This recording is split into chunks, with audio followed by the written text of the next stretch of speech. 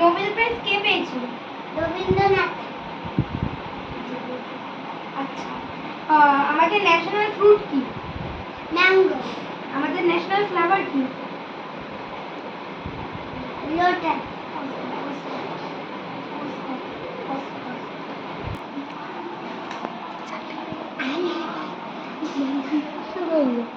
জোরে আমি পাড়া থেকে পাকা আমি নেবো বল। ঠিক আছে ঠিক আছে ঠিক আছে ঠিক আছে ঠিক আছে ঠিক আছে। আসো আসো,